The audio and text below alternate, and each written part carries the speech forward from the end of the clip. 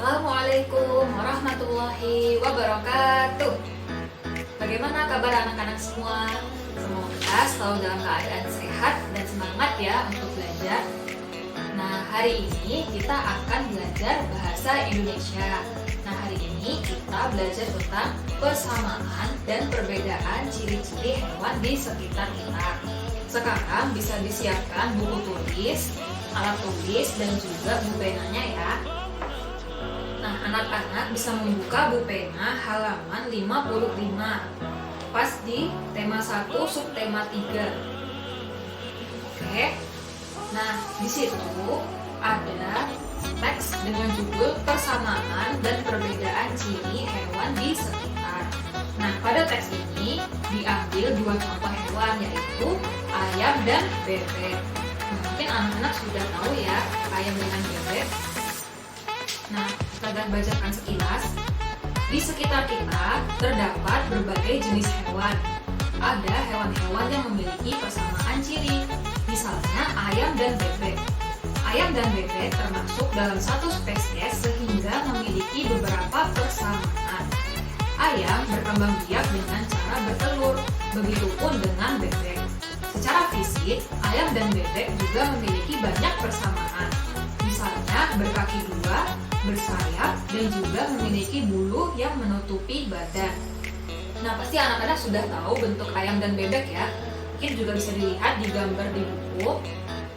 Nah, mereka satu spesies, jadi mereka punya beberapa ciri-ciri yang sama. Contohnya tadi kakinya ada dua, ada bulu, dan juga berkembang biak dengan cara bertelur. Nah, lanjut Ustazah bacakan. Ayam dan bebek juga memiliki perbedaan. Ayam memiliki paruh lancip yang digunakan untuk memakan biji-bijian. Paruh bebek lebih lebar dan tidak lancip yang digunakan untuk memakan rumput dan serangga. Ayam dan bebek juga memiliki perbedaan pada bagian kaki. Kaki bebek berupa ceker, sedangkan pada kaki bebek terdapat selaput. Kaki berselaput memudahkan bebek berjalan di lumpur. Kaki berupa cakar pada ayam memudahkan ayam mengorek tanah untuk mencari makanan. Nah, di sini dijelaskan perbedaan ciri-ciri ayam dan bebek. Yang pertama dari bentuk paruh. Nanti anak-anak bisa melihat bentuk paruh ayam cenderung lancip untuk memakan biji-bijian. Nah, sedangkan pada bebek bentuk paruhnya tipis, lebar, dan tidak lancip karena mereka memakan rumput-rumputan dan juga serangga. Nah, lalu di kaki bebek terdapat selaput. Nanti Ustazah cantumkan gambarnya seperti ini. Nah, selaput ini memudahkan bebek untuk berjalan di lumpur. Mungkin anak-anak tahu ya, bebek biasanya jalan di sawah. Nah, karena sawah itu ada lumpurnya. Nah, bebek biasanya berjalan di sana mencari makanan. Nah, kalau kaki pada ayam bentuknya cakar untuk memudahkan mengorek tanah seperti itu. Nah, di sini di belakang Ustazah sudah Ustazah tuliskan beberapa ciri-ciri ayam dan bebek. Ada bertelur, berkaki dua, bersayap, memiliki bulu, memakan biji-bijian, dan paruhnya lancip. Juga pada bebek juga bertelur, kakinya berselaput, paruhnya lebar dan tidak lancip, memakan rumput, memiliki bulu, dan bersayap. Nah, Ustazah akan menjelaskan. Mungkin ketika Ustazah tuliskan seperti ini akan membosankan dan bingung, membuat anak-anak bingung ya. Jadi setelah ini Ustazah akan mencatat ciri-ciri hewan dengan cara peta pikiran. Nah, di sini Ustazah sudah mempunyai dua contoh peta pikiran. Bentar, Ustazah pisahkan dulu. Ini yang pertama, ini yang kedua. Nah, peta pikiran adalah cara mencatat dengan lebih singkat. Lebih singkat karena kita hanya mencatat poin-poinnya saja agar lebih mudah diingat. Nah, di sini Ustazah punya dua contoh peta pikiran. Nah, yang pertama, Ustazah menuliskan ayam di tengah. Lalu Ustazah beri bentuk lingkaran.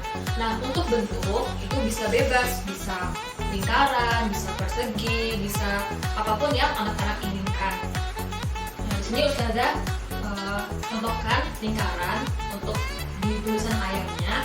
Lalu Ustazah tuliskan makan. Ciri-ciri yang pertama, makan biji-bijian. Lalu Ustazah beri kotak agar jelas ada tulisan di sini. Lanjut, ciri-ciri selanjutnya bertelur. Lanjut, paruhnya lancip. Lanjut, memiliki sayap dan lain-lain. Ini bisa ditambahkan sesuai ciri-ciri yang ditemukan di teks, gitu ya. Nah, Ustazah juga punya contoh peta pikiran yang kedua. Jadi modelnya seperti ini, tulisan ayamnya di atas, lalu Ustazah beri bentuk persegi panjang, lalu tarik garis. Yang pertama ditulis memiliki sayap, lalu tarik garis lagi, tulis bertelur, lalu garis lagi, paruhnya lancip. Nah, kenapa diberi garis? Agar kita tahu, oh ini termasuk ciri-cirinya ayam. Seperti itu. Jadi kalau misalkan tidak ada garisnya, kita jadi bingung, oh ini maksudnya apa? Nah, jadi harus diberi garis. Nah, kalau anak-anak punya contoh peta pikiran lain, atau saya pengen bikin contoh yang lain, contoh bentuk yang lain, oh boleh, silahkan. Yang penting anak-anak bisa paham cara membuat peta pikirannya bagaimana.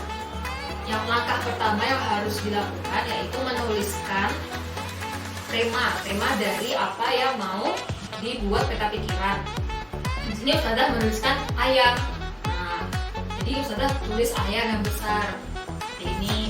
Pun juga boleh diberi warna. Mungkin kotaknya ini kosong gitu ya. Nah, mungkin anak-anak bisa diwarnai agar lebih menarik seperti itu. Nah, ini Ustazah tidak beri warna karena tidak ada spidol warna ya. Nah, untuk latihan di rumah, anak-anak bisa membuat peta pikiran dari ayam dan bebek. Ciri-ciri ayam dan bebek. Nah, untuk ciri-cirinya tadi sudah Ustazah bacakan. Juga kalau misalkan anak-anak masih mau melihat lagi perbedaan ciri-cirinya atau persamaan ciri-cirinya, bisa dilihat di buku pena halaman 55. Yang ini ya, yang di tema 1, subtema 3.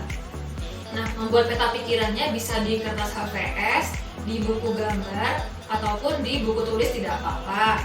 Mau diwarnai boleh, tidak diwarnai juga boleh. Membuatnya yang rapi ya, bisa pakai penggaris karena ada garisnya. Juga ada bentuk-bentuknya, kalau pakai persegi berarti digaris, kalau lingkaran berarti membuatnya harus rapi. Mungkin bisa pakai koin atau bisa pakai cetakan lingkaran gitu. Jadi lebih rapi. Nah, nanti kalau sudah selesai bisa difotokan dan dikirimkan di Google Classroom seperti biasa ya. Oke, karena pembelajaran kita sudah selesai, Ustazah mengucapkan terima kasih untuk anak-anak yang sudah melihat video ini sampai akhir. Semoga ilmu yang didapatkan bisa bermanfaat dan diamalkan. Semoga anak-anak selalu dalam keadaan sehat dan semangat untuk mengikuti pembelajaran walaupun masih belajar dari rumah. Sekian, Ustazah tutup. Wassalamualaikum warahmatullahi wabarakatuh.